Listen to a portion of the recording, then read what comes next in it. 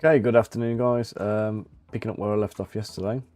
So I've got the Descent into Avernus chapter 1, which I've revisited. So if you missed yesterday's stream, I did a Kickstarter campaign a while back for Descent into Avernus compatible characters, and I did pretty much all of the main encounters, all of the main NPCs you're going to need. But then there was a bunch that were less important, that were either kind of optional encounters, or they were the kind of things that you would role play with, pen and paper rather than miniatures. I.e., there's no like combat or anything involved. So I didn't bother to make them, but I kind of committed to make them. So now I've got to kind of go back and finish up. So first up on today's agenda. So yesterday I did Scrolled Orphane, who is a steaming drunk shipwright. So you got him here. We'll whiz him round. He's been to the toilet. He's forgotten to do the bum flap up on his breeches because he's so hammered, spilling his pint around. So this is our first character from yesterday. So the next one today is this sad, mopey, Shakespearean-looking guy. His name is Ulrich Whitmirth, and he is well, he's basically Shakespeare. He's like a poor, desolate Shakespeare type character. So I'm going to duplicate the body again. So I've got the skinny guy, because I've got a feeling I might come back to the skinny build again. So do a skinny dude, hide the body, and I want to just take the head of the guy I need. I'm going to merge it down.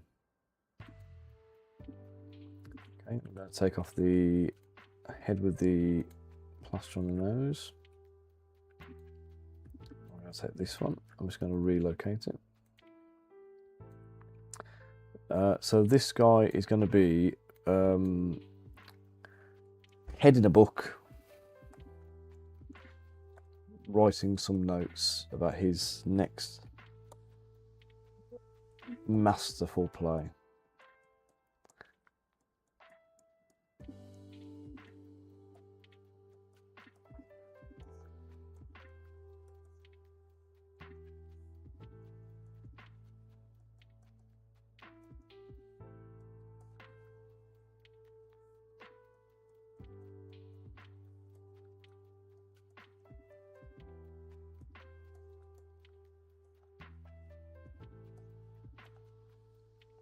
I want him very skinny.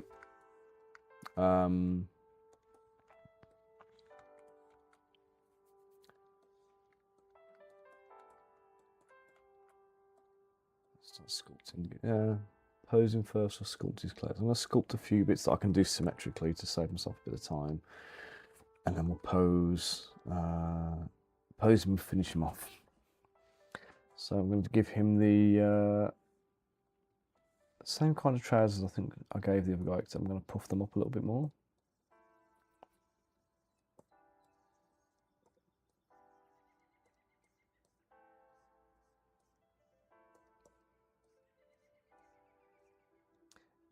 If you're joining the stream today, do drop in and say hello. Makes my day go much faster. I always appreciate it.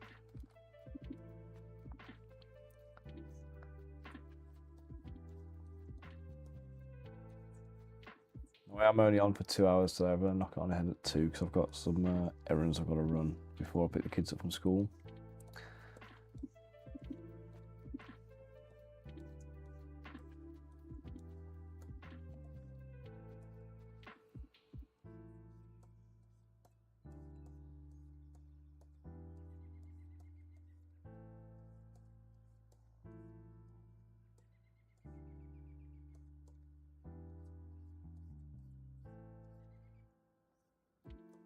Hey, you crazy? How you doing, mate? Yeah, 2 minutes to go. Yeah, a little bit later starting today because I had a client phone me to go through a few projects and things that we need to get done.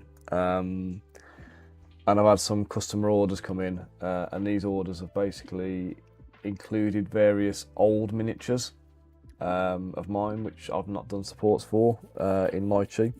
So I've got like old supported files, but they're awful and I won't use them. So I've had to just go back and yeah, basically just go through and redo all the supports on these. It's about 5 or 6 models I've had to support today to get ready for these orders. So yeah, it's been fun and games, but it's all sorted now. How are you this morning anyway, Crazy?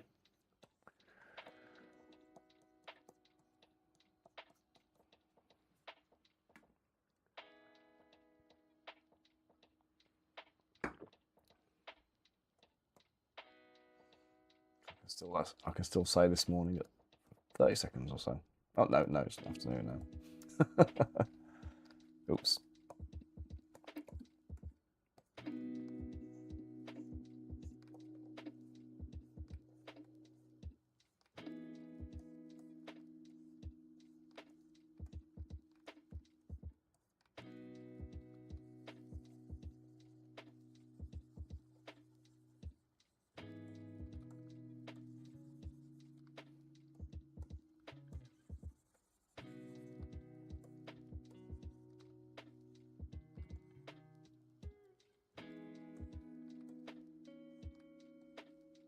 Finishing the pose of a sculpt, nice.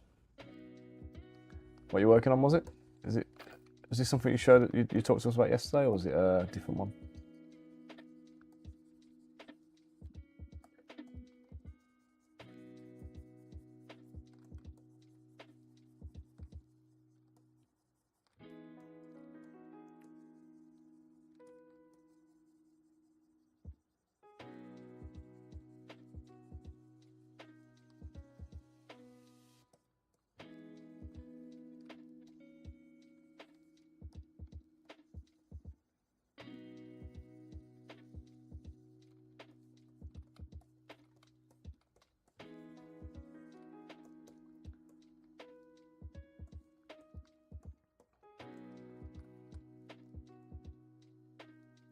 Take the soles of his shoes off.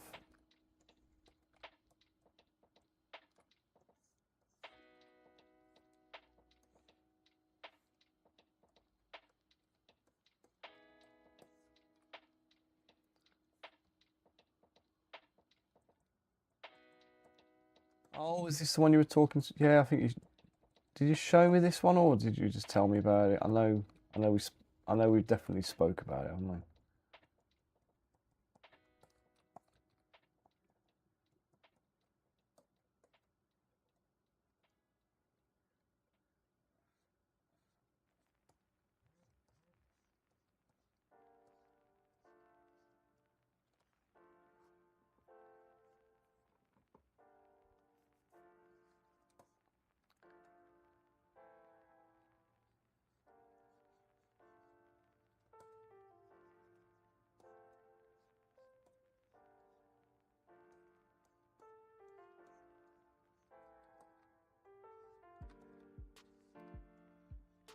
Okay, how are you doing, matey?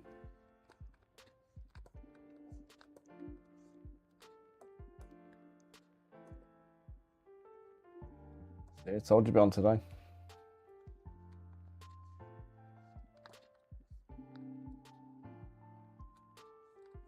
Yeah, it's alright. We're just going through some stuff that needed to, basically we've got to get done. So we're talking about localizations for Crystal Collapse, and also a kind of an upcoming project line, like miniature line that the guy needs for a miniature. What is it a miniature game or a? Well, I'm not sure if it's a board game or a miniature game that he bought the rights to. It's been kind of sat a little bit dead and dormant for a few years, and it's got a bit of a buzzing community behind it, and they're chomping at the bit now to kind of get more stuff for it. So he's booking me in for for some sculpts for that. It'll be nice, a bit different. It's called Fire Team Zero. It's a bit kind of I don't know how to explain it really. It's like very grim, darky, sci-fi. Is it post World War II or World War II era kind of setting, but with demonic monsters and alien type things?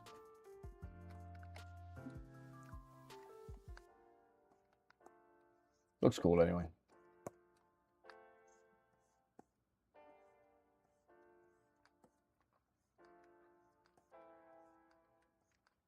Bit different to my usual fare as well, so it's a bit of something interesting.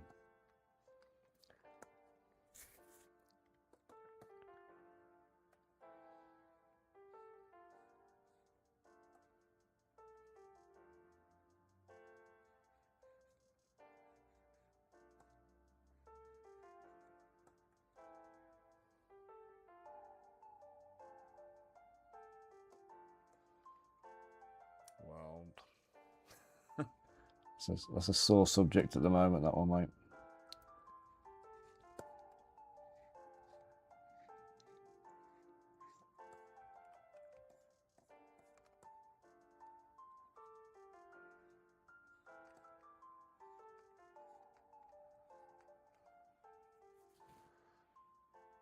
We've got to start talking on that subject. Someone is going to blow up one way or another, so.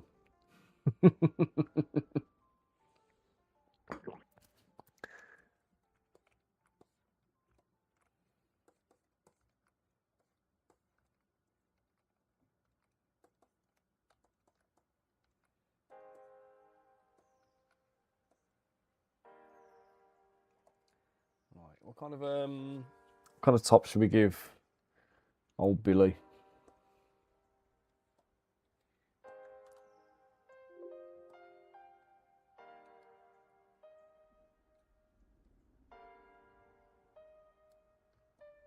I think everyone's called Billy in this, aren't they?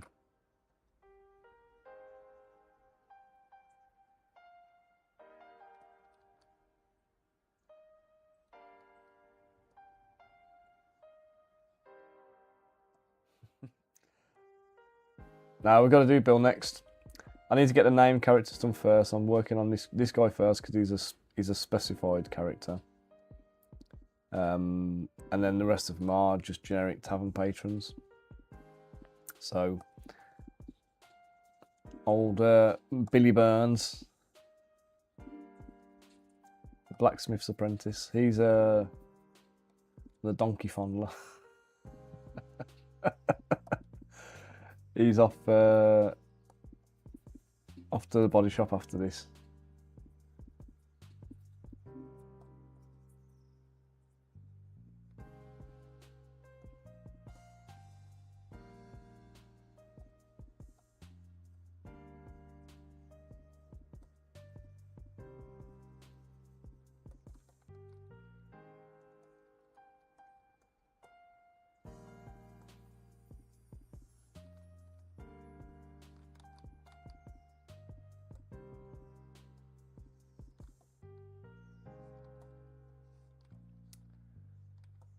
I don't know. I think this guy's too skint to buy tobacco from the sound of things. He's an impoverished playwright. I don't think he can even afford a pipe.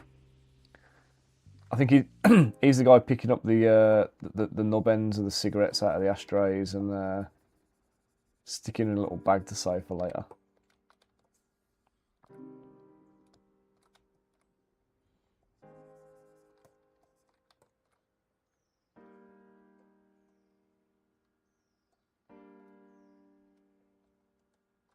Yeah, he's proper skint.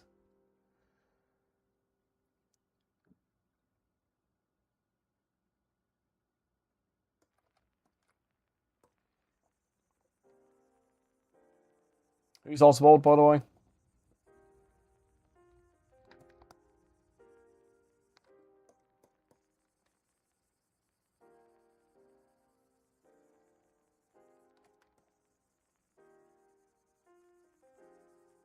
Smooth some of this out. Don't like to do too much actual smoothing. So I like to use the H polish rather than actual smooth. Let's get a nicer finish. even though I'm not polishing anything even remotely hard surface. Detective Oswald.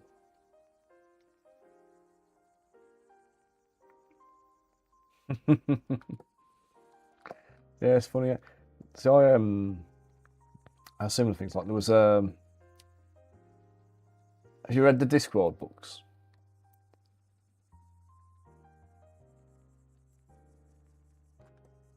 One of my favourite characters in any of the Discworld books is Samuel Vimes. He's the commander of the not Discord, sorry, Discworld. Terry Pratchett books. So one of my favourite characters in there is Samuel Vimes, and when I'm reading, I don't know if does everyone else do this for like when you're reading? When I'm reading, I'm kind of like voice acting in my head for all the characters, and I have this kind of like this idea of what they're like and whatever, and various things. And I want to say part of it is possibly the fact that his wife is called Sybil. But in my head, Samuel Vimes is absolutely 100% John Cleese from Fawlty Towers.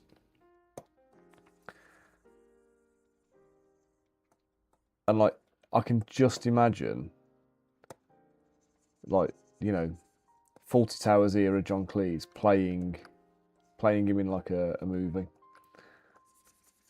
Obviously, it's not going to happen because, yeah, Terry Pratchett can't say that, you know, he was the thing, but I'm almost certain he was.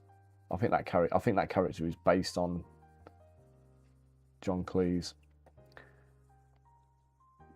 He just exudes it, to me at least.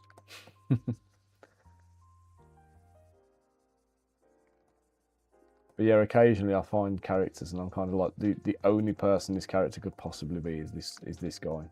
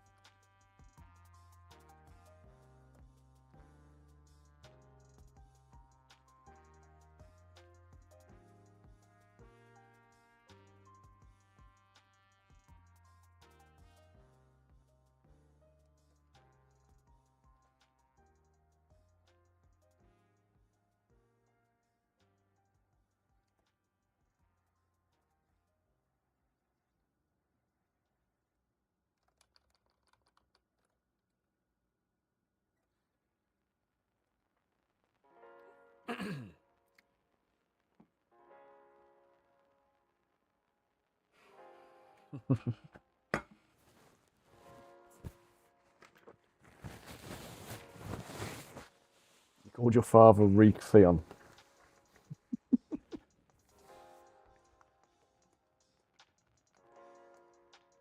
What, as in he reminded you of your dad, or?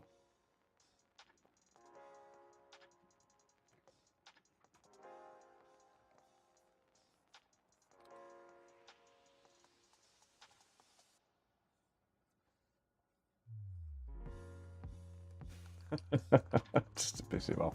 I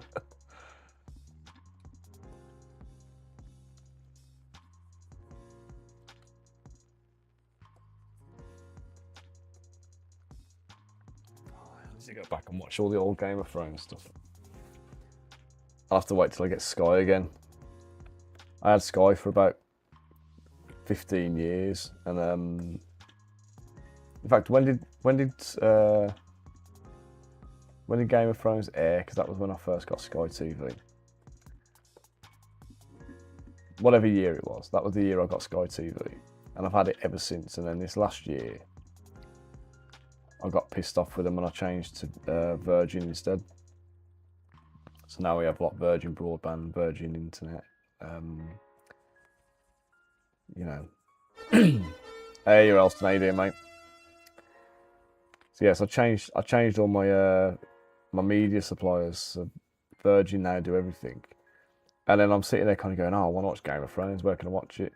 Google, where can I watch Game of Thrones? Bloody Sky, Sky Atlantic as an exclusive. And I'm like, damn it.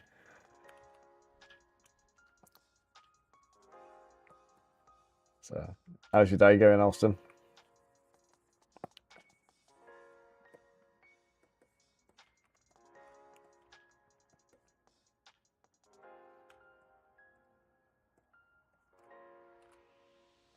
Did I save it when you pinged in?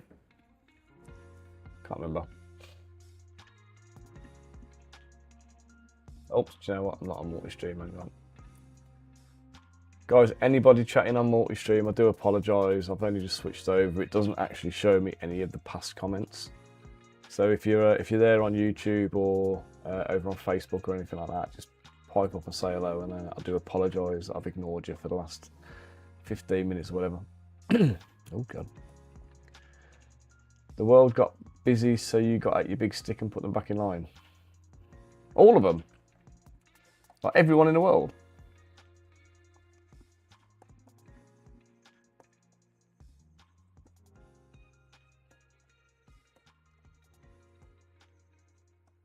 Wow.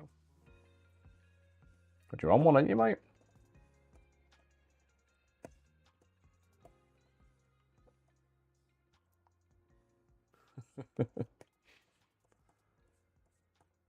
Just had a busy morning of getting print files ready and supporting models and discussing new projects and things like that. So qualifying Fatality 9 by best viewers on steamboo.com. No thank you. Do one, thanks. I feel like it's been ages since I've had a bot comment on the posts. Don't know if I should be pissed off or feel honoured that they're bothering to notice me.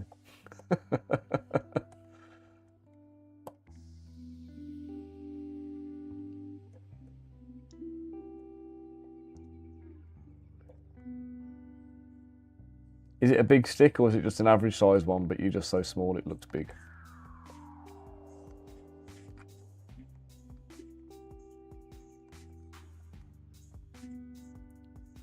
It's like when I pick up the when I pick up a branch for the dog in the park and I throw it for her, she runs off and it looks absolutely enormous in her mouth. But when I picked it up, I thought actually it was a pretty reasonable stick to throw.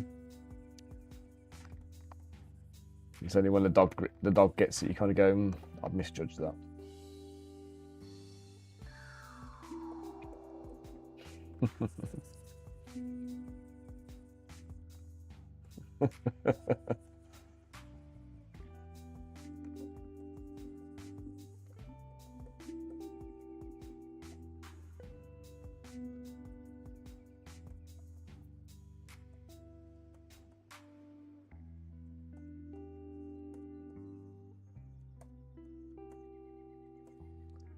Straighten his arms out, make him look a bit less muscular.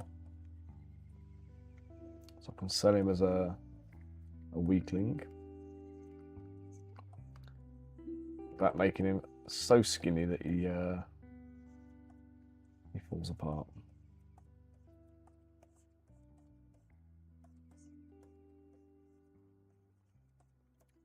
The problem sometimes you make models so small or so frail and so skinny, then when you print them, they're absolutely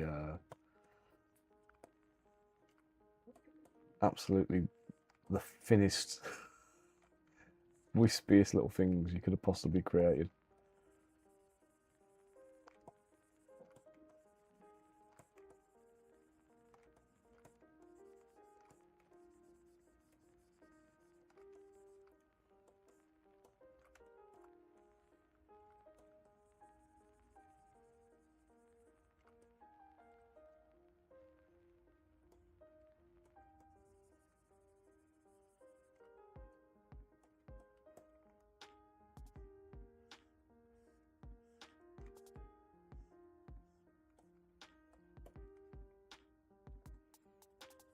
Elston, what's going on your hobby desk at the moment anyway? What are you up to?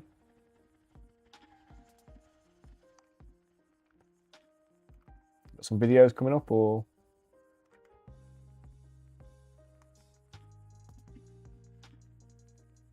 are you still fapping?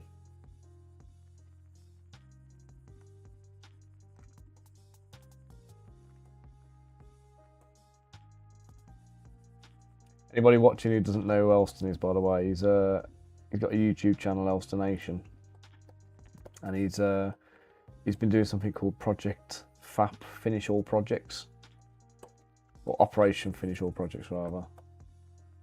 Which is like basically paint everything you've already got before you move on to your next one, before you buy anything else.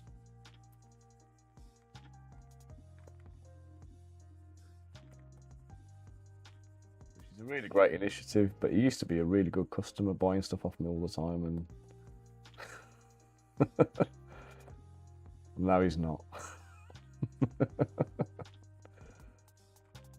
How many armies are you clearing out, mate?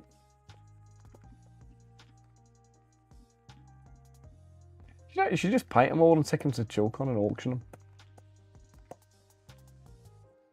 Just use Chilcon as your own private auction.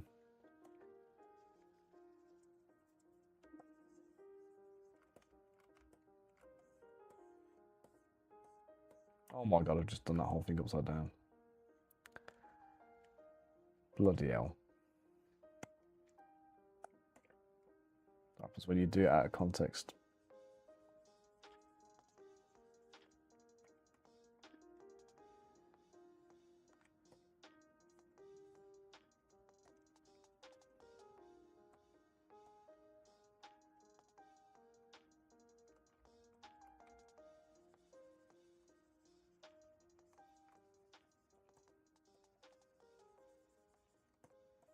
How big are you talking? Because Imperial Guard armies can be absolutely massive, can't they? Because like if you go tanky, you're fine. But the minute you start like loading it out of infantry, so I remember like when I used to have Imperial Guard, and I never actually had Imperial Guard. I used to do Inquisitors. I had an Inquisition army, and obviously you have the oh, Heather, Channing, and Daniel over on Facebook. Thanks for the follows.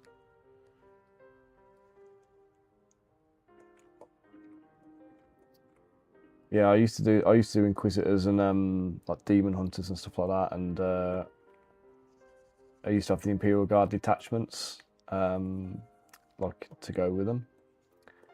Mostly because I like Stormtrooper models, but the yeah, they were nice. They were nice figures, nice armies and stuff, but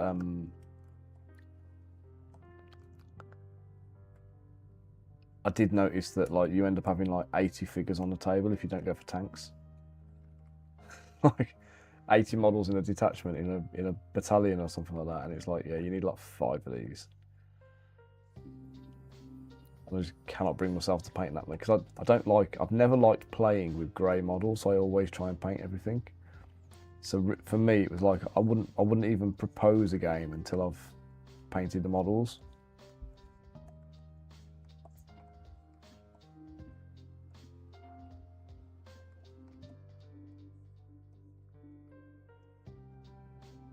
Biggest army you've ever done? Wow, 500 infantry, 30 odd cavalry, loads of artillery, and like 100 tanks. Mate, that's like too much, man.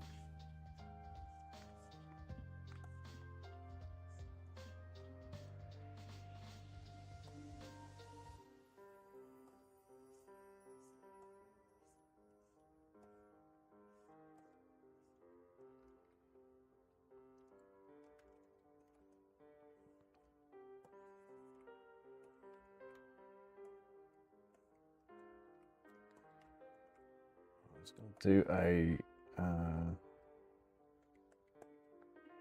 colour in here.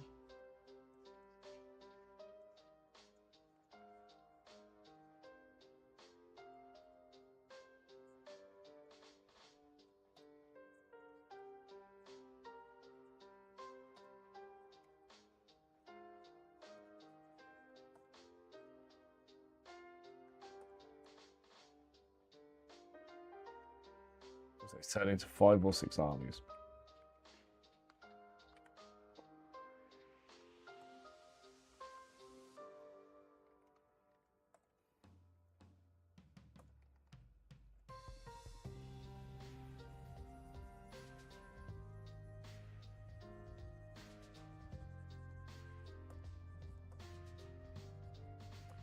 So this guy, the brief for this character is he's going to be sat there. Well, he's stood around because the named characters who are encounter characters, these are like the ones that your players can like interact with. They've got little bits of story to them, little scripts, things, people you can kind of tap up for info. So this guy is going to be standing with a book in his hand, making notes.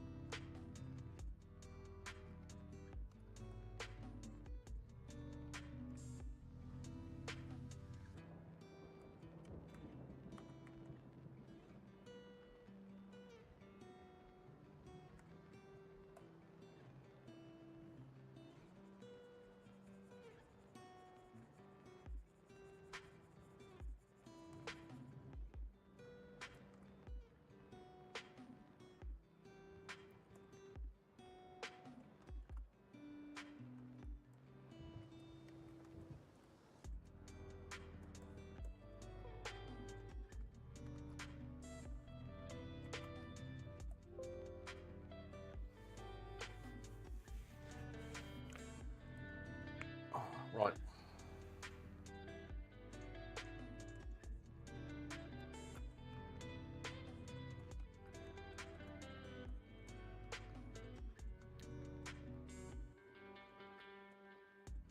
Okay, he's about as done as I want to do him. That's what, half an hour so far on him, plus what I took to do the head. Let's get him posed. Auto group first.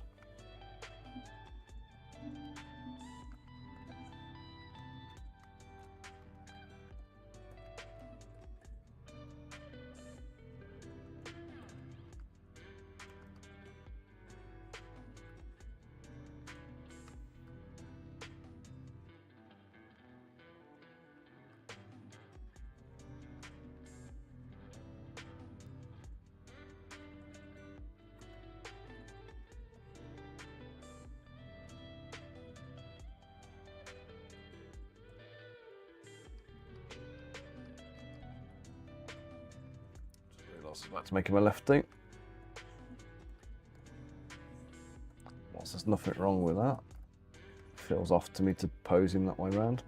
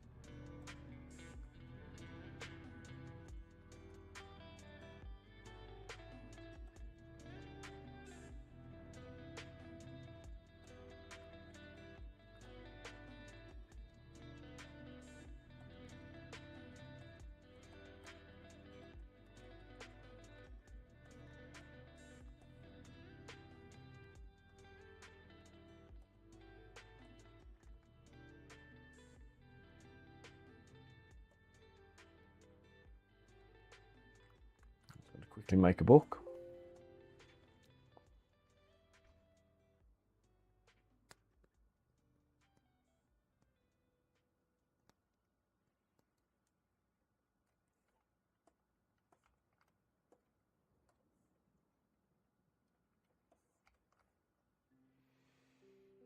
Okay, so best way to do this, let's shrink that down. That's going to be the page of the book. And then we'll go, sorry, the cover of the book, sorry. Take that, we're going to shrink it down just a touch. Come in just a bit, and then we're going to thicken it up. Now for this one, I want to go to taper.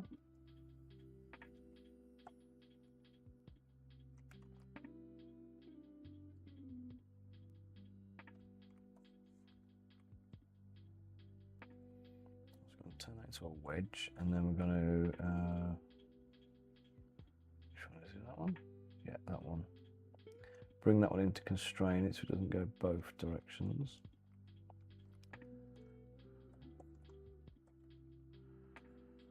Don't really need to do that, but let's go groups, dynamish.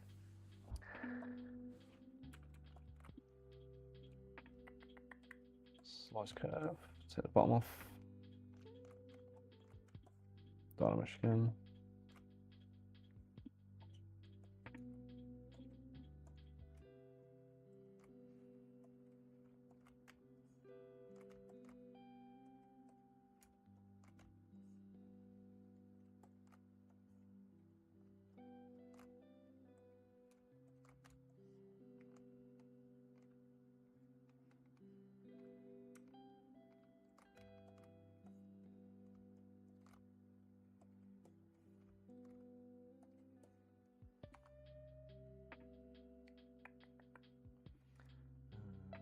Sim is on.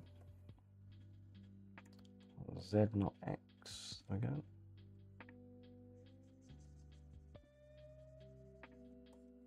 Polish these, round these off a little bit.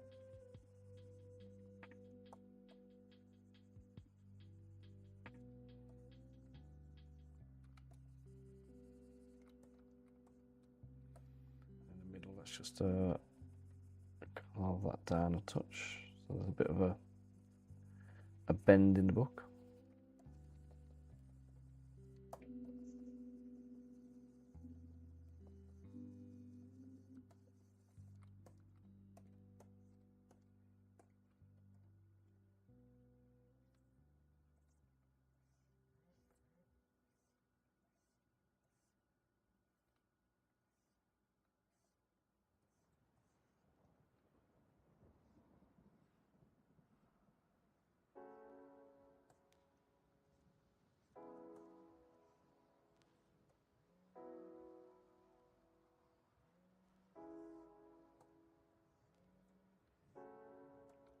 Guys, let me just mute you a second. We're going to carry on working, but let me just mute you because I've got a call coming in.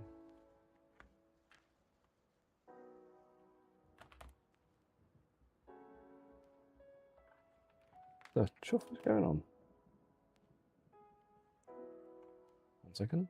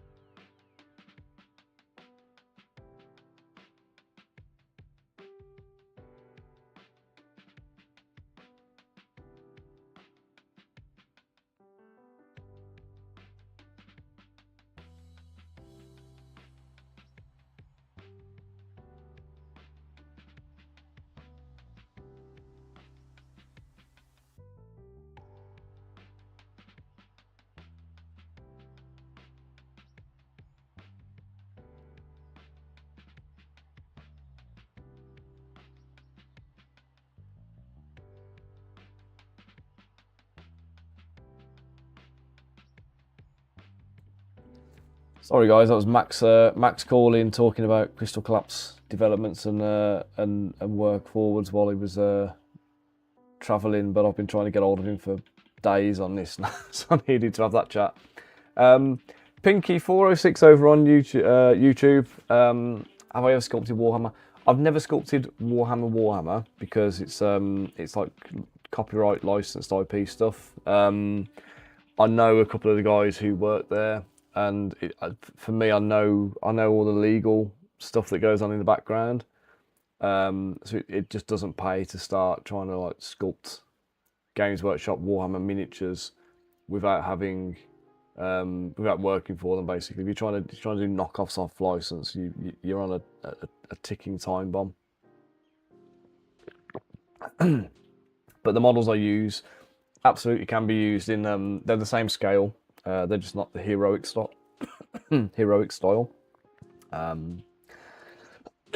Sorry, I started drinking, it's gone back, caught me in the back of the throat.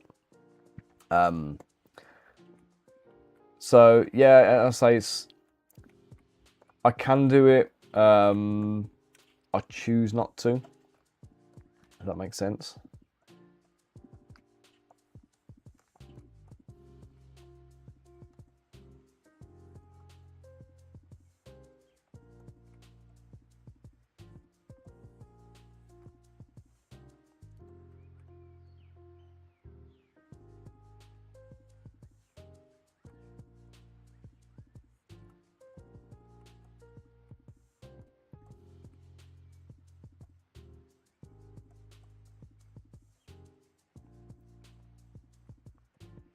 But the principles of sculpting Warhammer stuff, it's all very much the same as what I'm doing here.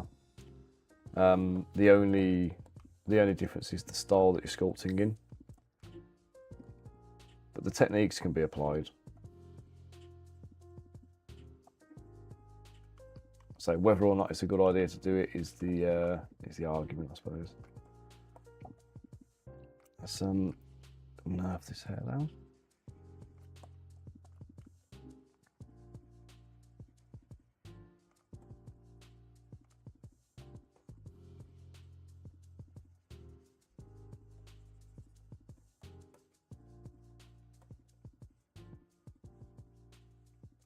Yeah, most of my stuff has been designed for compatibility with like Dungeons and Dragons and Pathfinder and like, roleplay games like that.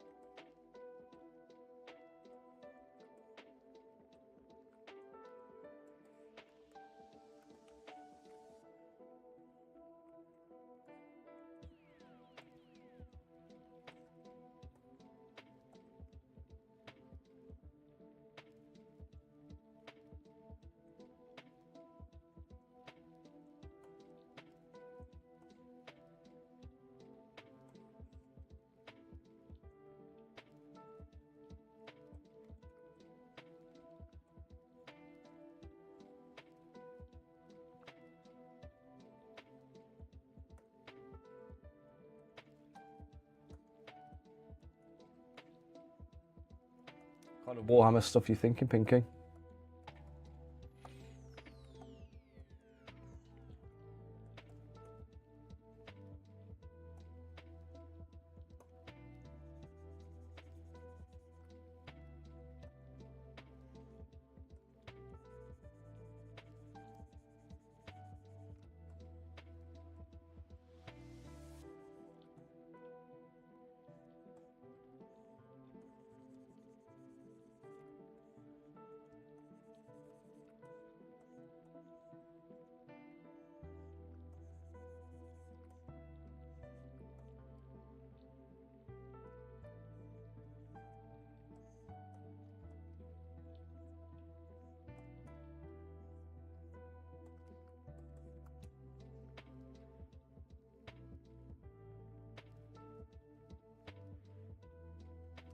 jump down, get the book included. Save it first.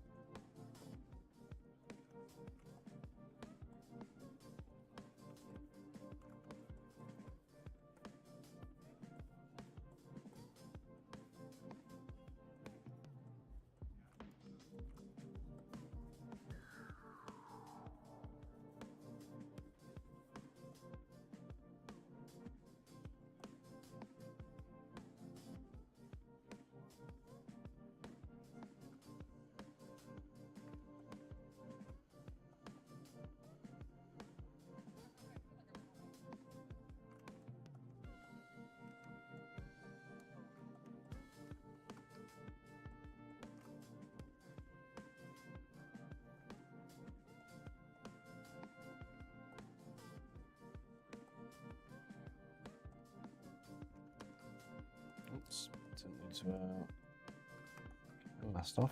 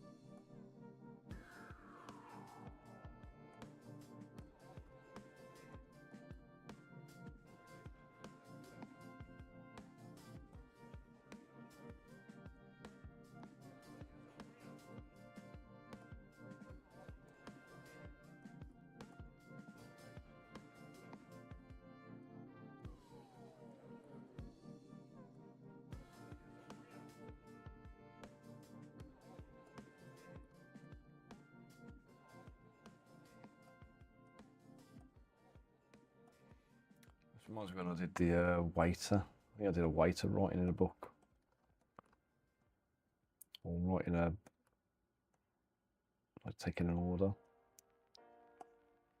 I remember that being an absolute nuisance trying to make him hold the book.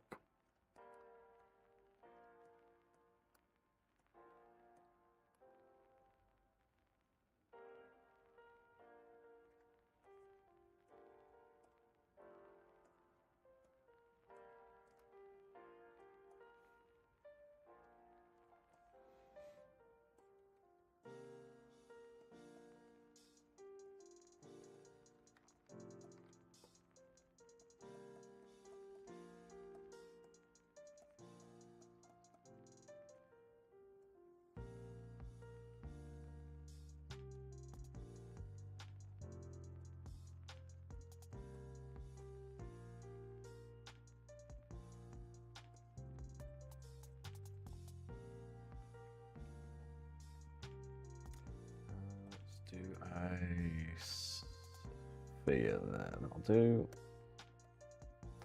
This is going to become the pen.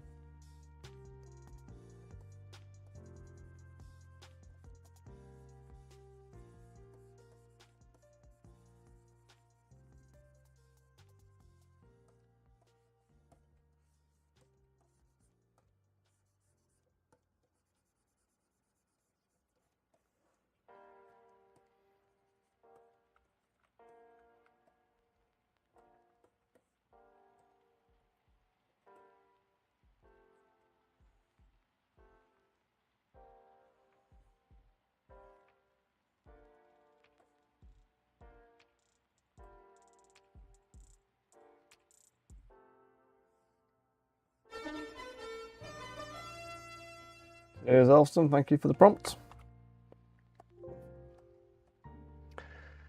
Now, were you being kind or were you trying to make me jump out my skin? Because I've got the speakers turned down a little bit here today, so it wasn't quite so shocking when it went off. Do apologise.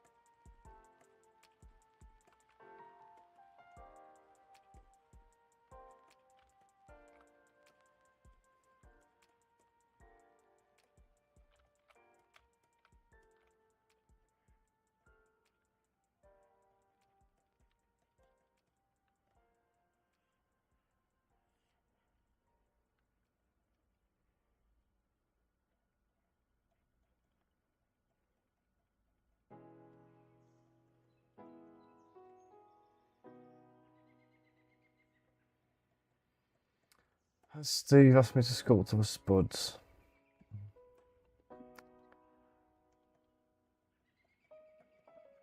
I want to say yeah. The only one I remember having a conversation about was the Aussie one.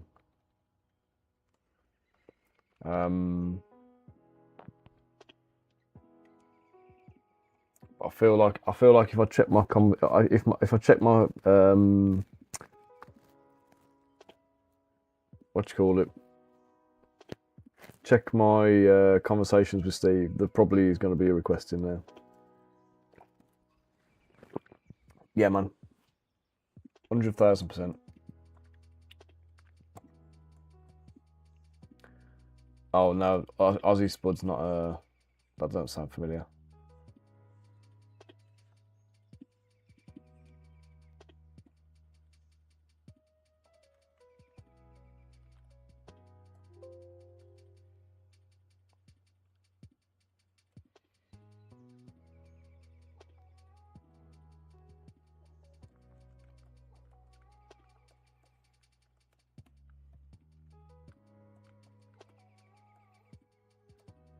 I'm just going to change the positions of his legs slightly. Nothing too drastic.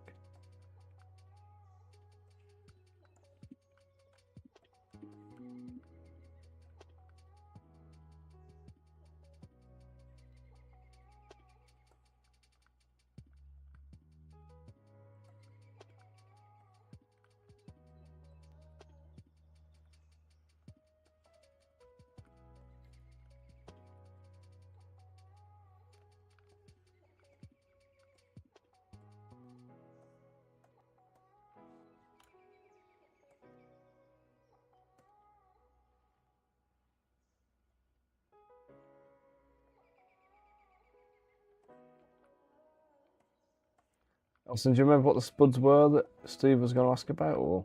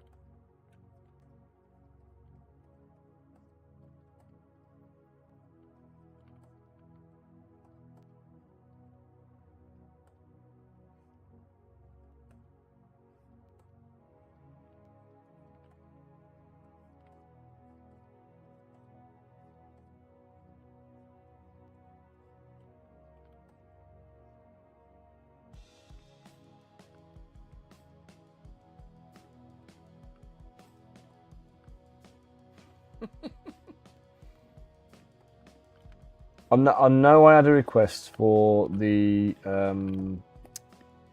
Ozzy Osbourne spud.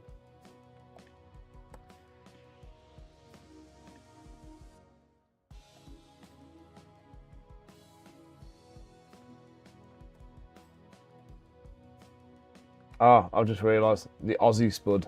It was Ozzy Osbourne, not Ozzy as in Australian.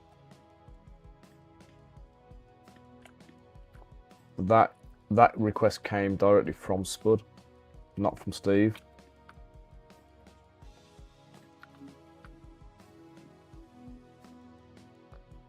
I think he's good to go. Let's bake him in.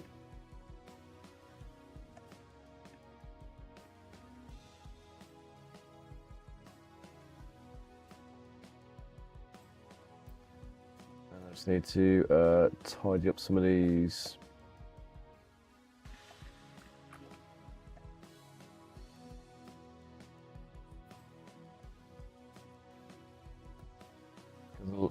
Everything in this file is like bigger scale than I'm normally working with. I don't know why. I think I just started sculpting furniture for the pub, and then when I ended up actually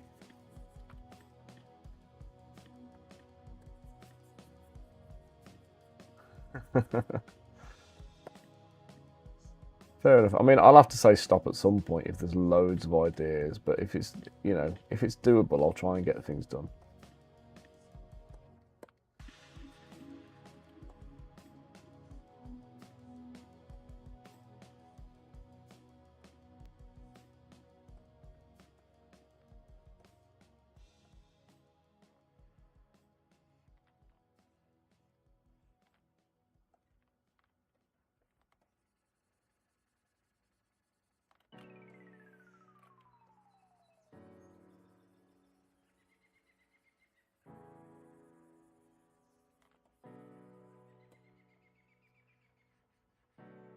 Yeah, Steve kind of thinks you guys have got credits or something like that, and that you asking for things, he's like burning through your credits. I think it's like if you look at like the chart, the cost of the chair, the cost of the table and the stands and stuff at Chilcon, and then like, you know, my normal sculpting rates and stuff, I'm charging like 400 quid a figure. If he's kind of going, shit, if he does 200, if he does 2 figures, that's like 800 quid's worth of credit we've got to give him for the for the show. But you guys know it's not about that anyway, do you know what I mean?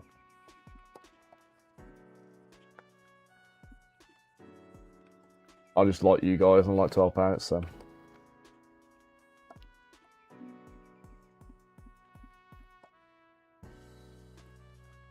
If I get my stand paid for in the process, then so be it.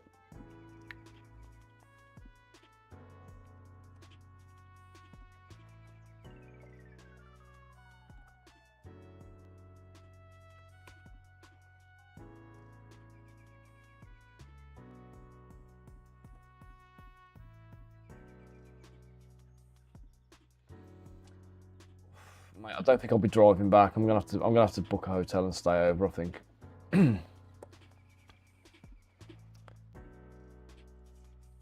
I'll probably have Jacob with me again, and almost certainly Haley will be there.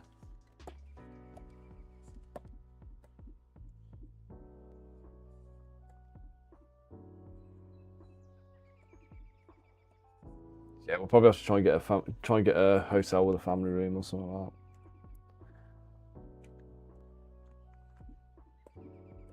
He loved it last time, Jacob did.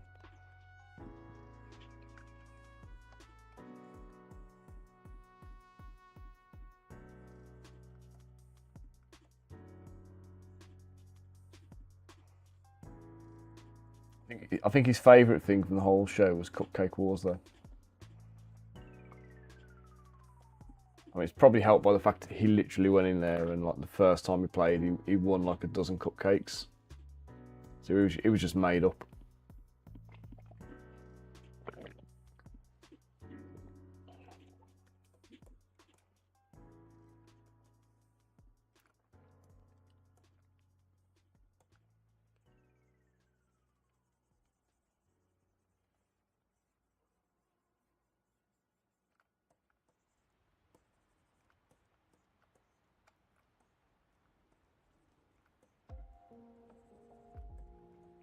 I missed it all. I did. I didn't. I think the first year I did chalk on, I think I was next to the guys. I had to stand right next door to them.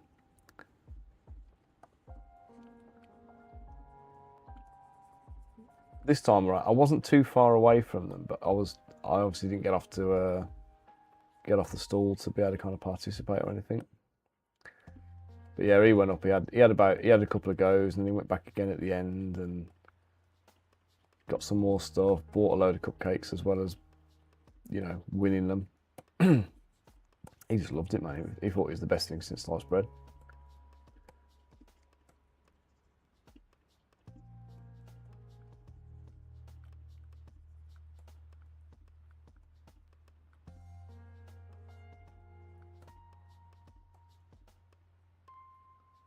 Speaking of the best thing since sliced bread, something made me laugh the other day. It was it's an American like YouTuber or influencer or whatever. He's on like Instagram and stuff. I don't know who he is. He's just popped up in my feed recently a few times. So he's clearly making videos, and he's living in England, and he's making these videos like laughing about how the English are like poets when it comes to, you know, like cuss phrases. So he was using examples like, you know, you fell out of the ugly tree and hit everyone on the way down, every branch on the way down and stuff like that. And it just got me thinking about it then. I don't know why.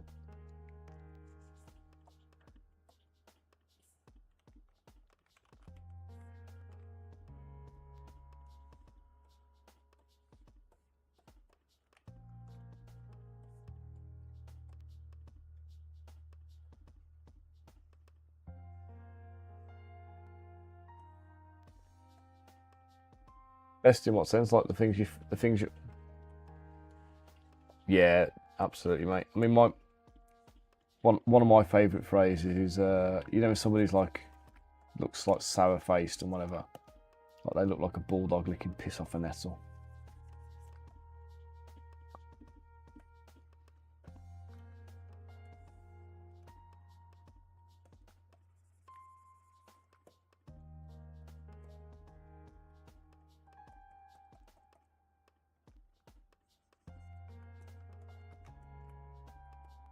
Remember what the ones this guy was increases over something that had been said basically, and I can't remember what it was now.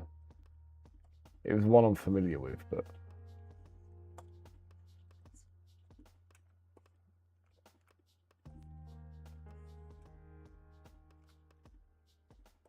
do you have a favourite insult, Elston?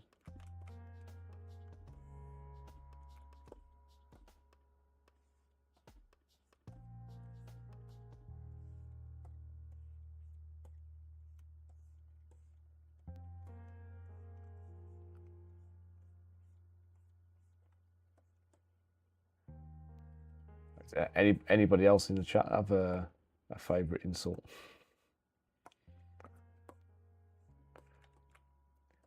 Well, I always kind of got the impression Americans were generally too polite to do like the insults. Like they're quite positive people, aren't they? Like it's like they're completely different from us. Like speak the same language.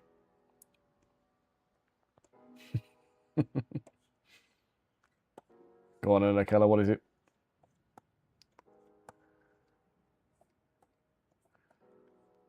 Max makes me laugh because he tells me these German ones, and sometimes they have a proper English translation, sometimes they don't. And whenever they do have an English translation, they just don't work in English. Go into free.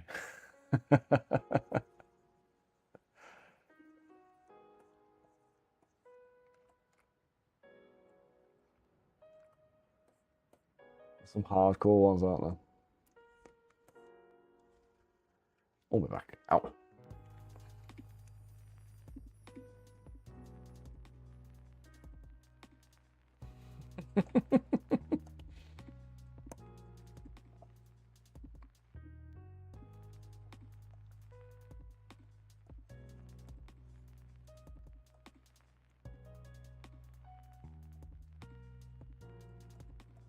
think I've got this guy finished.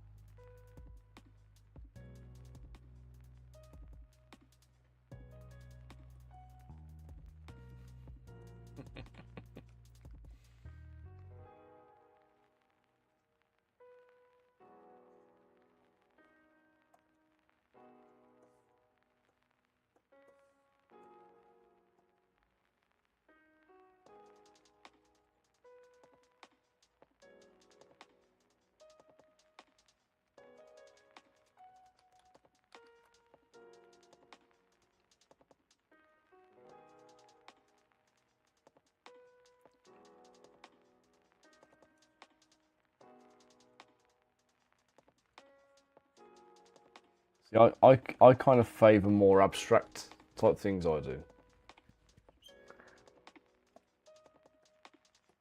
Things that make you think a little bit. Like,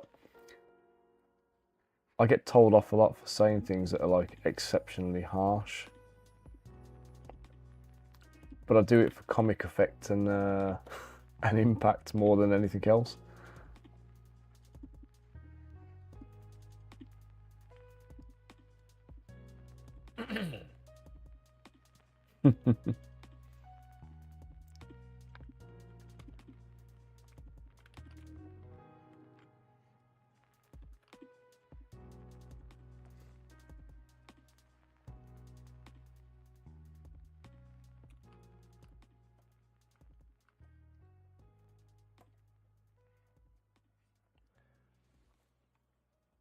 So what I keep seeing a lot lately, and I don't know if this is like if it's the new snowflake or something like that, but I keep seeing people calling people wet wipes.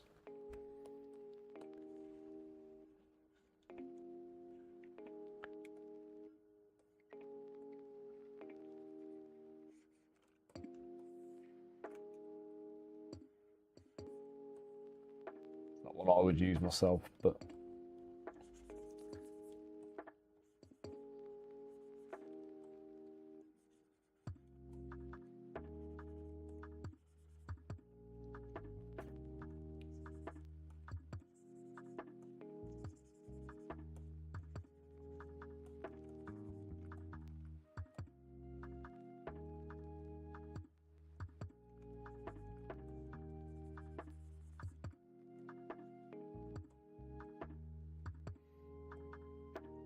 I've not really encountered it. I haven't on that one. It's not one I've really seen a lot of.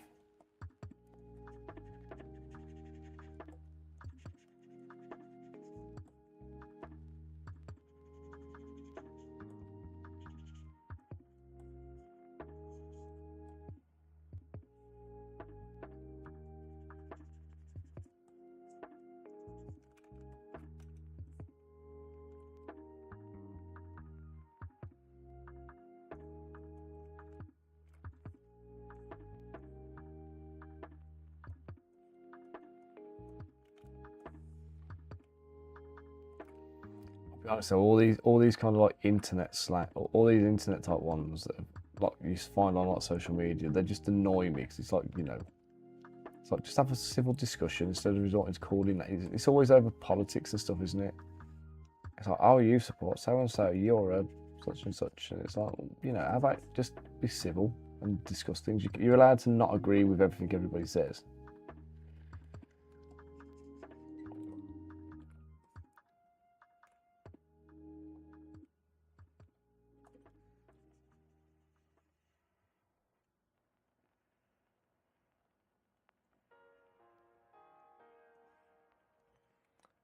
Mabel snoring on the sofa behind me again.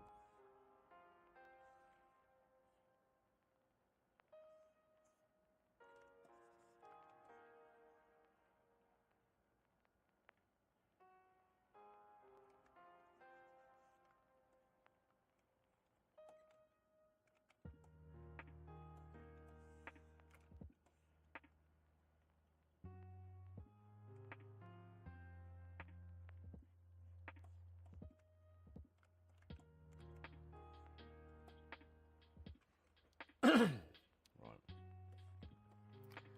There we go. There is a little Shakespearean-esque character.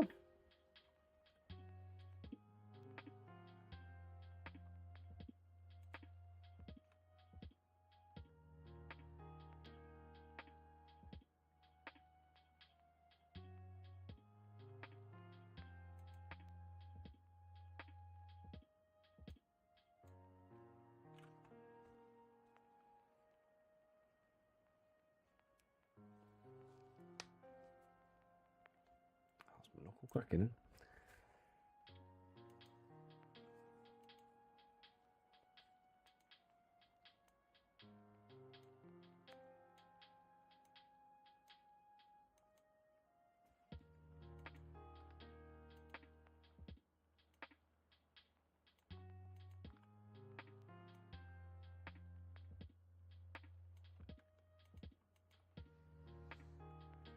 Right then, who's next? So I'm just cross him off my to-do list. Right, next up is a female character.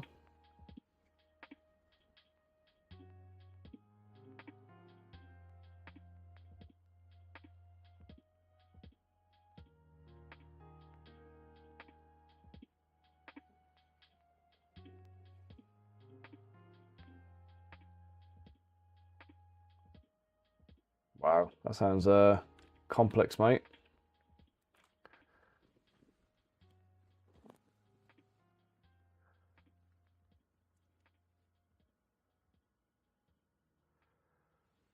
So you take an adjective,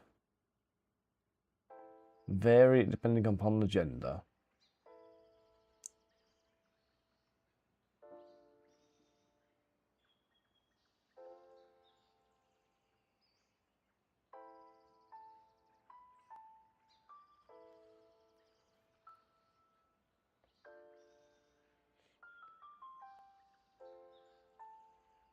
I think I follow.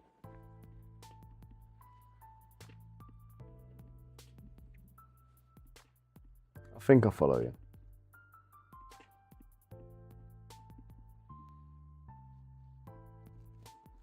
Right, let's get in and grab this female character. Let's get the brief on the female character. Let's see if we can get her started.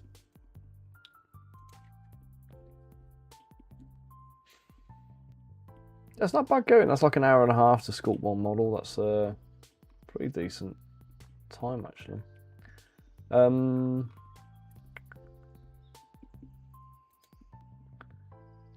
two cities. Why not?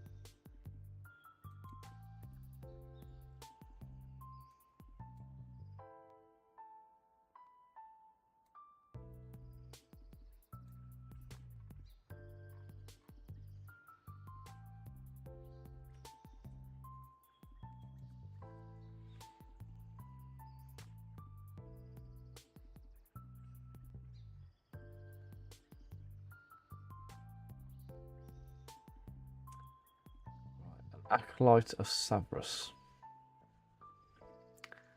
Acolyte, chain shirt, holy symbol, and mace. Okay, so we've got potential here for this one to be a nice kind of cleric type character. Maybe I'll save this one. This sounds like it's going to be a more complex character. I might save her for another stream.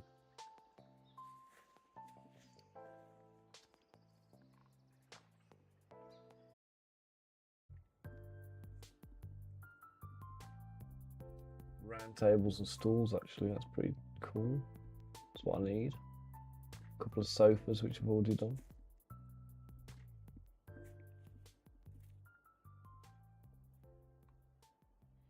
There's just a couple of longer kind of like tables in there, so I may make a couple of them as well. Which got things like the kitchen and stuff. And then we need a few more beds, I think.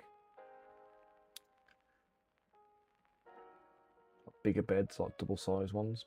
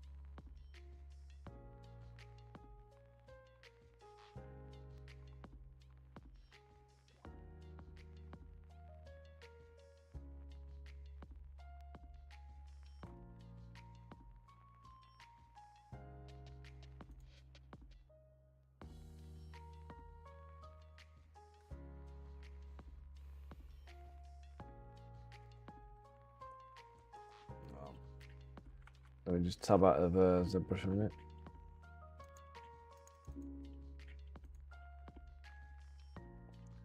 So let's go screwy out.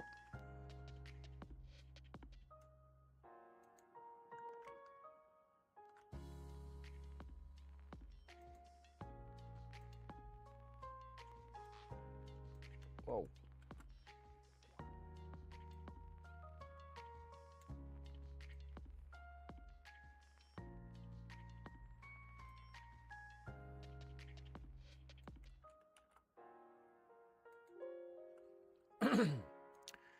Okay, so I think the big problem here is I've got 102 million polys in the scene.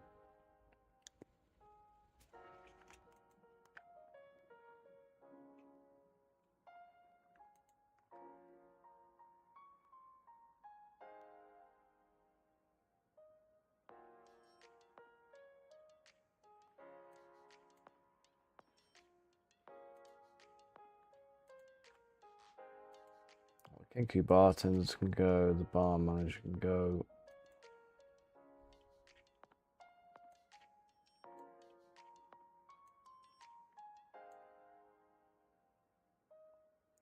I mean, this bloody bench I'm looking at here is 10 million. It's a bit excessive, isn't it? Let's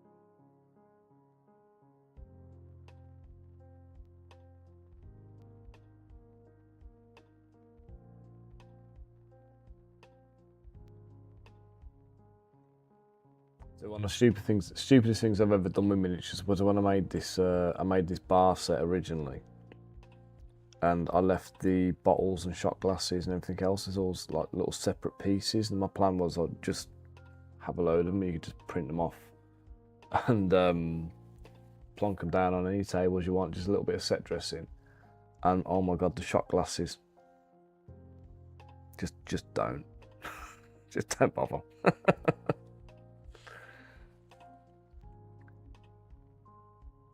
The shot glasses ended up so small and thin, like they're just teetering on the tip of a support.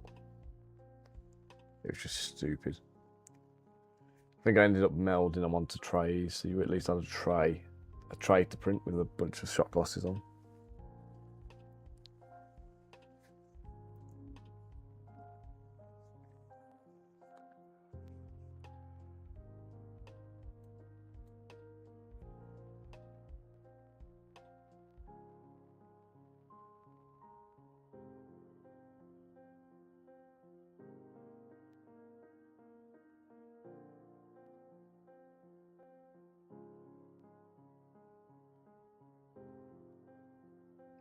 Hey Rob, how you doing?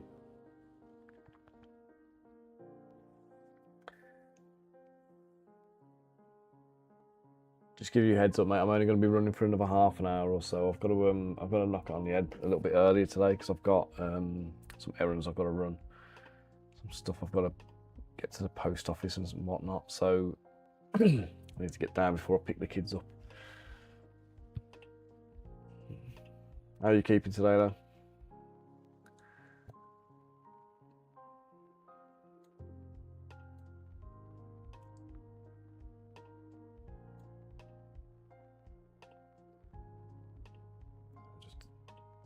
ZBrush is hanging a little bit at the moment while I'm just there we go.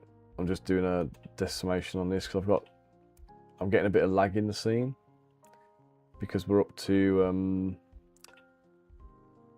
even 2 million is too much. Come on, we can go down to 10% of this, or 6%. Let's do 6%. Decimate it. Ouch. 672,000 polys. Do you know what? I'll call that a win.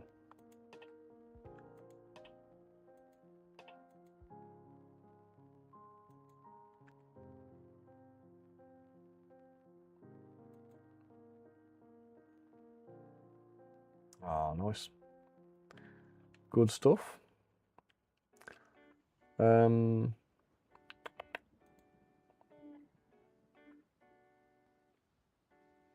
don't know what, everything in this project file is just far bigger than I would normally do it. So I think I must have just started making like scenery at full size, put the figures in there, and then scale the figures up to match the scene.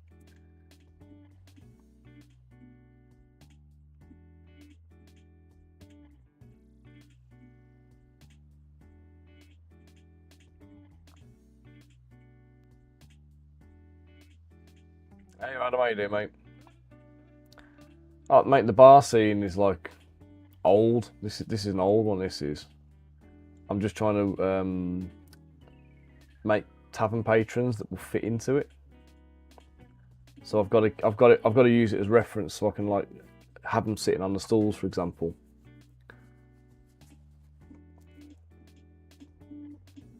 So the next set of guys I'm doing in this scene are going to be sat around playing poker or Baldur's Bones or something, but.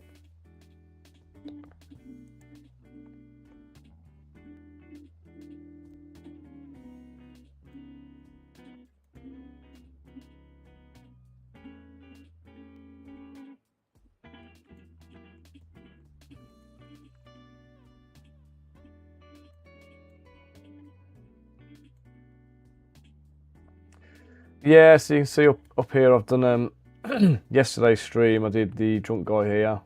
Today's stream so far I've done like the Shakespearean kind of writer. And we've got these heads to flesh out. So these are my other characters who are going to be in the bar. So that's just my generic head. We've got like a fat guy who's going to be a butcher. This guy is going to be cheating at cards.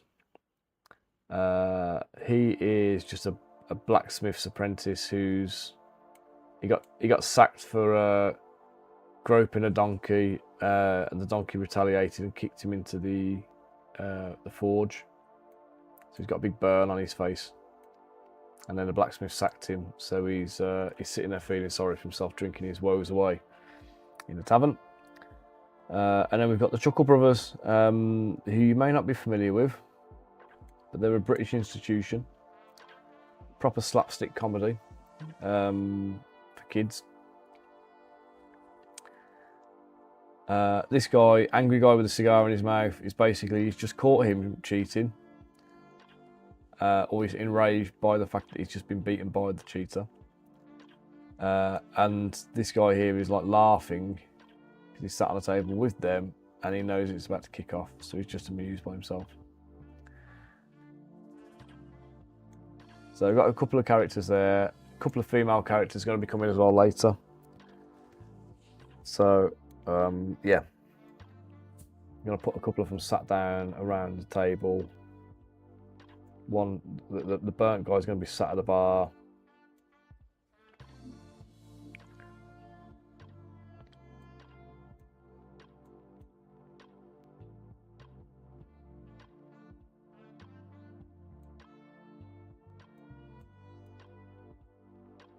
So yeah, just trying to make them compatible with the existing bar set, so we can you know, fill the bar with personalities.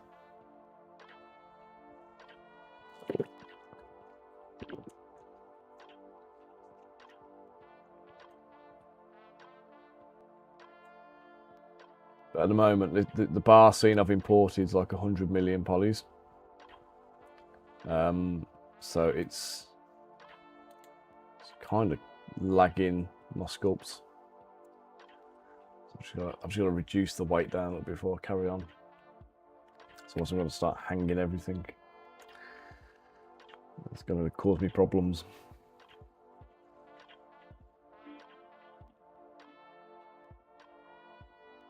What are you up to today, Adam?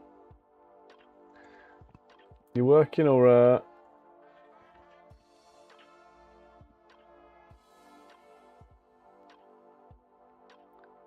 do you have today off?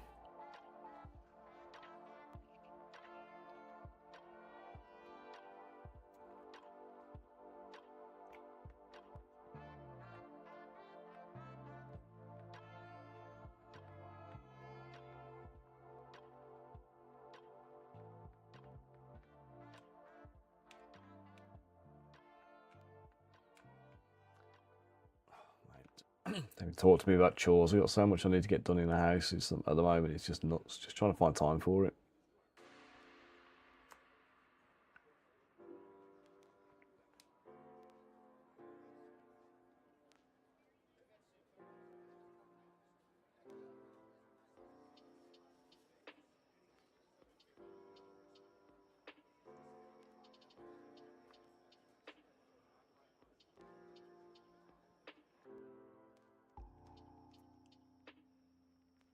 Fix the dry vent.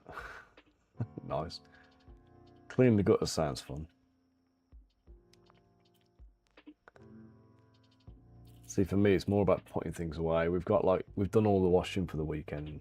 We've already started amassing like fresh laundry that needs washing, or sorry, new laundry to wash. But we haven't put away all the stuff from last week yet. So all of the actual clothes that were ironed were away, but like things like socks, pants, pajamas, all that kind of stuff. The stuff that just gets folded and put away, that stuff's like still mounded up in the utility room, and that needs sorting big time. But I just can't be arsed. Too much other stuff to do. It never falls as a priority. Do you know what I mean?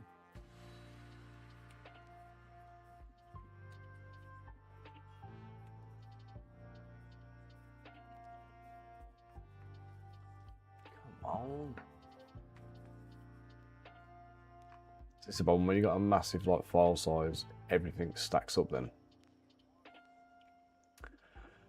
I've actually already done them, Rob. I've made a wooden plank bar, a wooden plank texture base for them. So see if I can show you.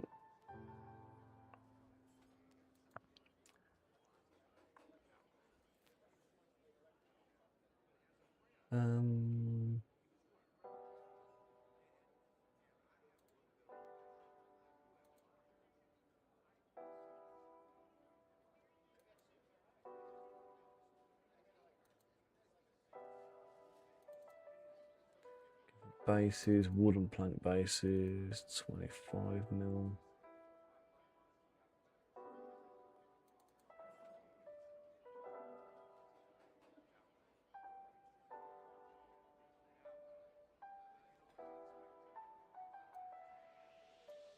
I'll show you in here while it's loading, but there we go. Through the sculpting course, I will do one about bases and stuff. I've got a load of like ready to go base templates. I don't know if I do it I do it a logical way for me, but I don't know if I'm doing it the way everybody else is doing bases. So it'd be interesting to find out if that is the case or not. But my way is quite interesting. Bizarre, but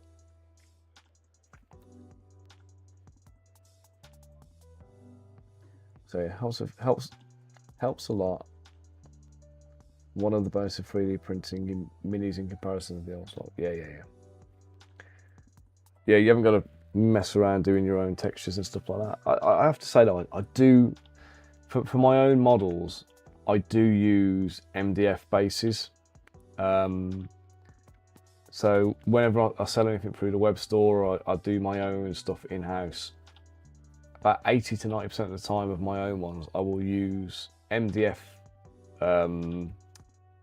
just circles basically. It's like 25mm, 32mm, or I've got 40mm, 60mm, 80mm. I've got some 10mm as well and some 15s. So it just depends whichever size fits the models best. I use whichever one suits. And you just give the outside of the base a little rub down to take away the little marks where it's, you know, like it's left on the frame.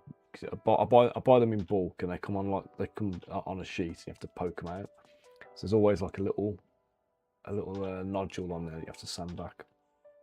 So sand that back, glue it on. And what I find with the MDF, it's not actually MDF, it's HDF, high density fiberboard, not medium density. So it's a bit more robust and resilient. And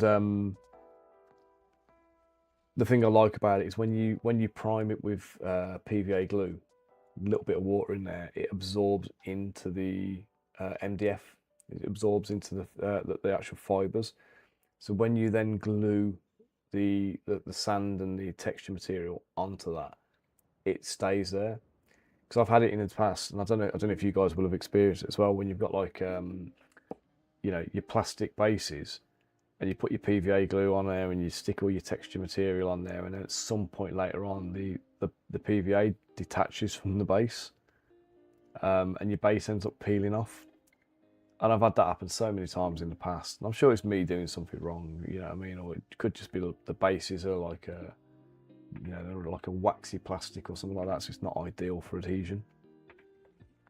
But yeah, I've got a few different base packs. I've got that one. I've got a cobblestone one, like a flagstone one.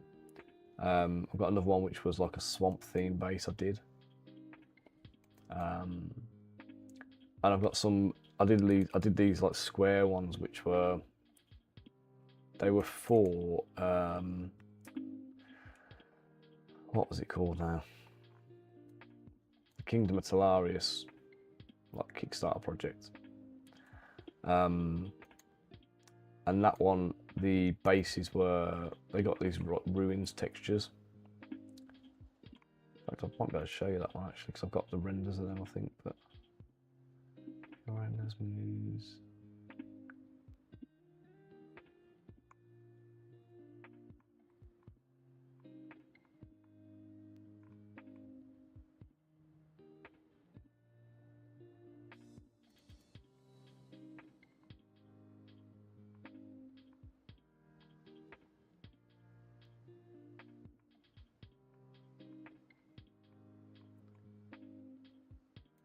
That was this was like the texture of the bases I used for the things for the ruins. I did this like ground texture that was to emulate like the sand on the base, and then some flagstones buried in, some columns and pillars and things like that as well.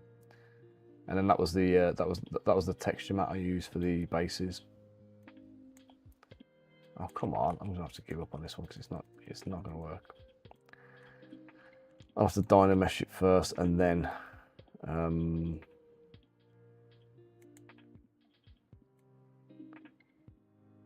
sometimes there's just something inherently wrong with the file, and it's just gonna crap out on you all the time. It just processes won't work. Things will just cause it to crash, and you have to reprocess it in some way to make it work. So. And this one, Dynamesh 128. Is that too small? Too low?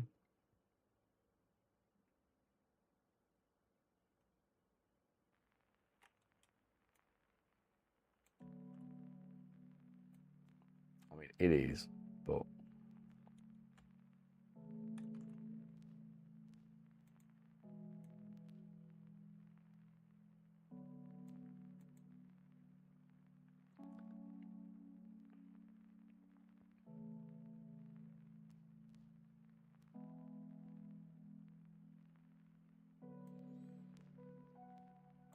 I don't know if you can see what I did with these barrels, but I separated the back of the barrels out, so the inside of the barrel's hollow. And then the back of the barrels basically just plug in. So you print the back separately to the front. Saves you having to print the whole thing solid and wasting tons of resin, or trying to figure out where to put your own drain holes. So you can actually cure the inside of the barrels properly before you seal them up. Which is far better than having a hole added that you've got to try and like flush resin into, flush resin out of, sorry, and then cure the interior of. That's 5 million. That's pre-processed. That managed to shave 20 million polys out of this scene so far, which is pretty impressive, but it's ridiculous in the first place, isn't it? So, well, this one actually is pre-processing now. What's that you say, Adam? Sorry. Since you got your bamboo A1, you just pump bases out on that and does it really quick.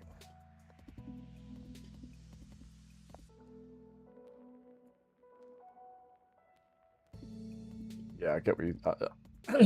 I've not tried bases on my FDM printer yet. To be fair, I'm not sure about it. About the texture around the outsides. I think I'd still rather stick with the MDF. What I have toyed with is doing like texture coins to stick on top of the MDF. So rather than printing the entire base, just do like a little texture plate that we can stick on. So I might try them for my own ones and see how that works out. Rob, what we're saying? Am I saving history? No, I always have a history save turned off. But what I have got here is I've got 100 million polys in this scene, and as I'm trying to move things around and trying to do things, it's just lagging, just through the sheer amount of stuff that's like there, the weight of the file, and obviously the problem is as well. It's about a 3 GB file at that size. So every time it saves, it's saving a 3 GB file, which obviously isn't ideal, is it? Do you know what I mean? But I do these things and I get on a roll and I realise a fair way in I've made a rod for my own back. The usual one is I've had autosave on. I think autosave is like set to like 20 iterations or something like that, and then every 20 minutes it saves a new one, or I'll stop sculpting for a minute and it saves a new one, and then some hours into my sculpt I'll try to save it and it goes computer says no, I can't save this, there's no room on the hard drive. And I'm like, what do you mean there's no room on the hard drive? There was room on the hard drive a minute ago. And yeah, basically all of the auto saves that have happened, they've auto saved at 3 gig or 4 gig or whatever size the file might be, and I've got 20 of them sitting in my saves file, and it's just blocking up my entire hard drive, and I have to do a clear down so I can actually save the file, which is always fun. It's worth knowing where your quick saves folder is, so you can just delete the ones you don't need, rather than having to go to the preferences tab and just delete everything kind of thing.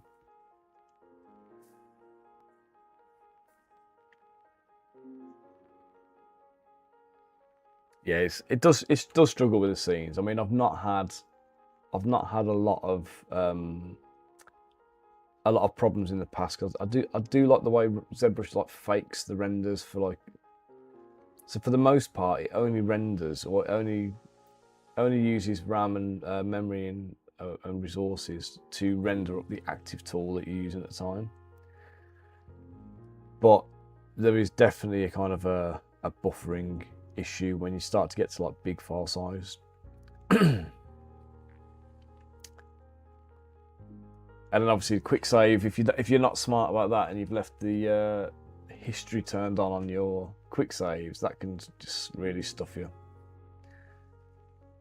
Yeah, Adam, mate. 160 gig of of quick save trash sounds about standard if you let it slide and you don't keep on top of it.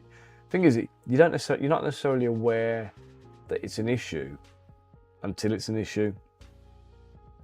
Do you know what I mean? It's come on, it's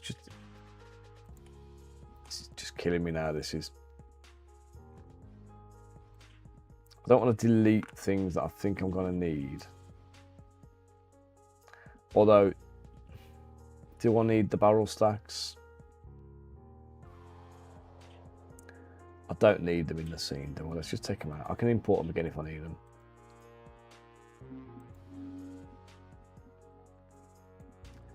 Right, so we've got sofas we can use. We've got the barrel tables here. We've got a higher table.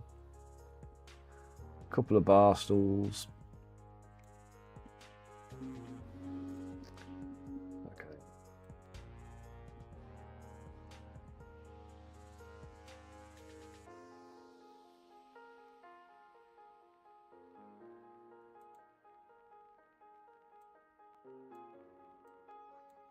So I need at least, he's going to be a skinnier guy, and he's going to be a skinnier guy. I've got 2 chunky blokes, 1 muscular guy. That was what I was trying to do, just Adam. I was pre-processing so I could decimate it, and the pre-processing was hanging.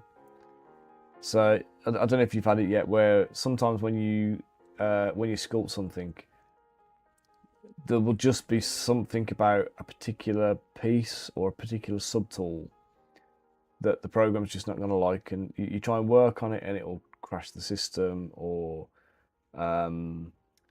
you try and process it through for decimation, and it just doesn't happen. It'll just hang, and it'll just process it indefinitely and never quite complete it. And sometimes dynameshing it again works. Sometimes you have to change the name of it. Sometimes you have to duplicate it, delete the original one, and it's just like just by duplicating it, the duplicate works fine. And there doesn't seem to be any rhyme or reason to it. There's no there's no way of identifying what the problem is. You'll just be swearing a lot and then kind of figure it out eventually, kind of thing. It's just one of those, you know, it just comes with the territory, isn't it, at that point? So I need two more skinny guys. So I'll save this skinny body. I've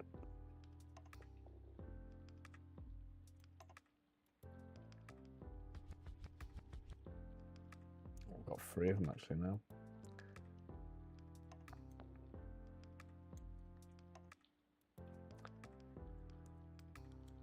So this dude here.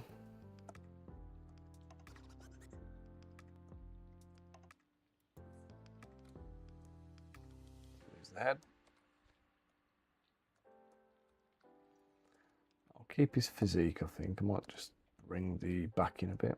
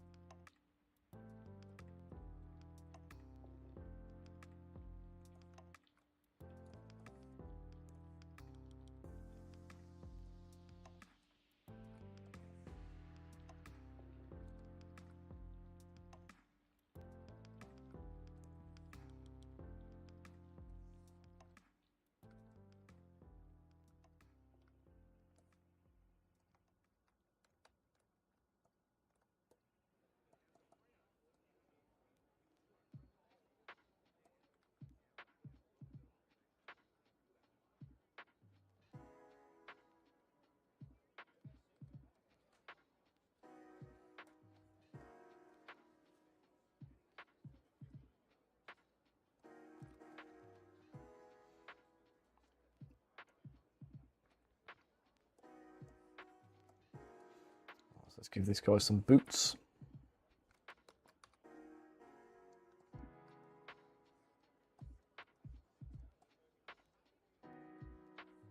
Biggest brush we can use.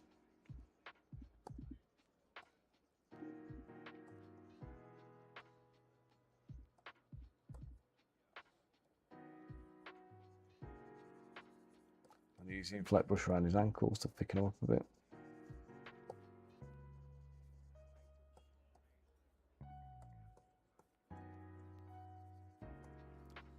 The reason I inflated them first, by the way, guys, if I try and sculpt over them with the clay build-up brush, as I go over the finished parts, there's always a chance that you're going to end up dragging the mesh through from behind. And then that adds, like, that basically just thins it out to a point where it's no longer usable. So you end up having to like re-inflate it and stuff, or you either end up undoing it, or if you want to kind of just repair the error, you end up inflating and then having to like polish it down and stuff. And it's easy enough to fix, but it's time you don't want to have to spend if you can help it. So it's best to inflate it so it's thicker and it's not going to be affected so bad.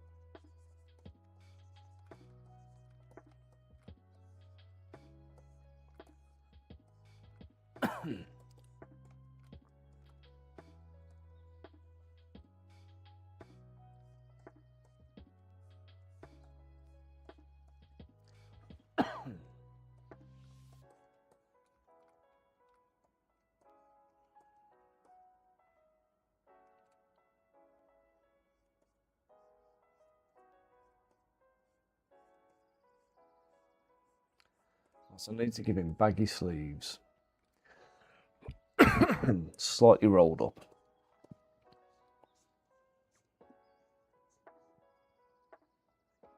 Got some cards falling onto the table out of one of them.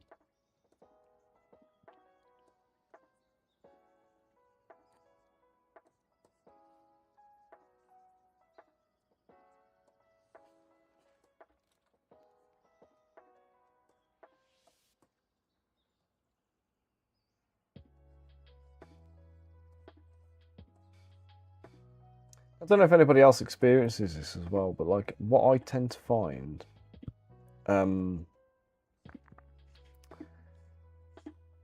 it's not really a drama at the moment. I don't know why it only happens with that one brush, but whenever I use the clay brush, RGB is always turned on by default. And when I do the inverted one, if I use it inverted, I mean, it obviously uses the alternate colours, but normally your colours are black and white. And I end up like drawing black all over the model, and it looks really weird. But I don't know why they thought the clay the clay brush on its own is the one that needed to have colour applied to it as an extra. Feels kind of unnecessary, you know what I mean?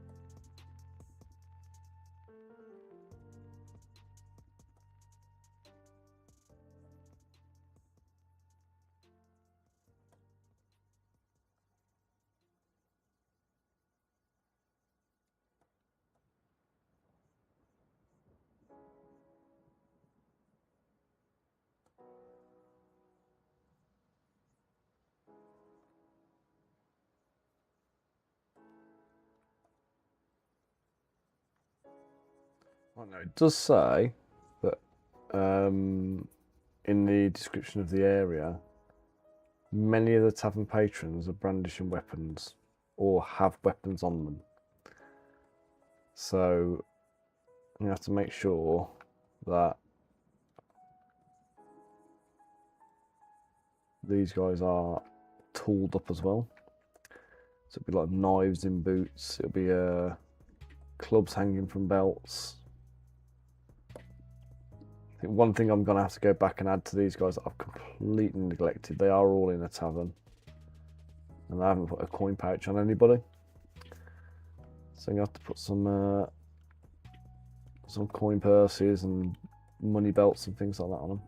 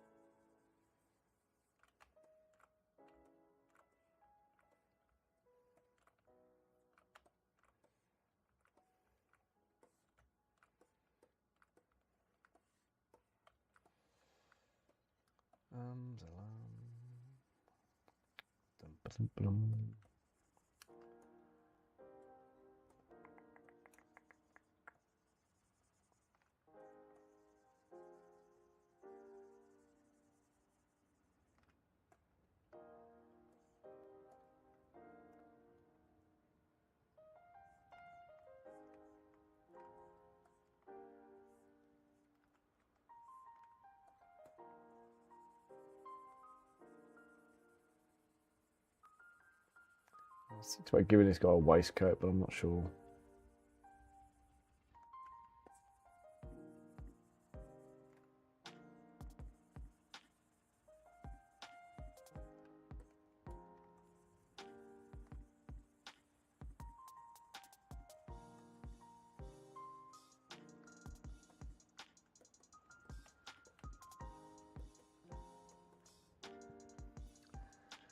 Right, I've just clocked the time.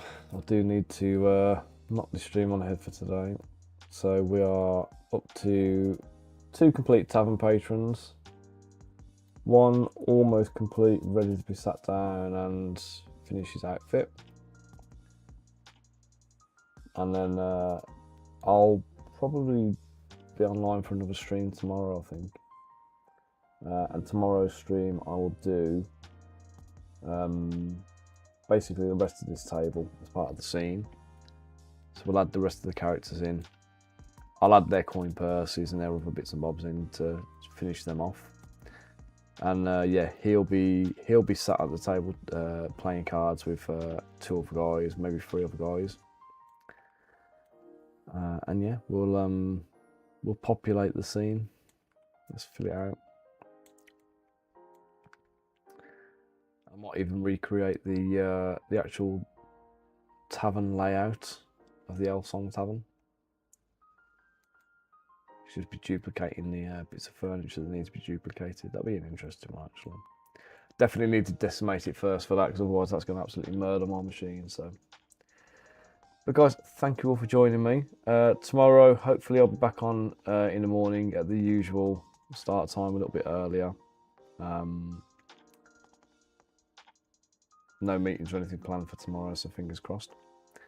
And I'll be going till, again, nearly like 2:30, 3 o'clock-ish. So it should be a proper full-length stream tomorrow, hopefully. So guys, thank you all again for joining me. go check out the school channel. Go check out the sculpting course if you're interested in that kind of thing, and also the Patreon. Give them all a little look. Consider following. Give us a little bit of support. Help us keep this going.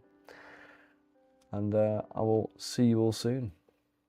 Thanks all again, and I'll catch you later, taters. Adios.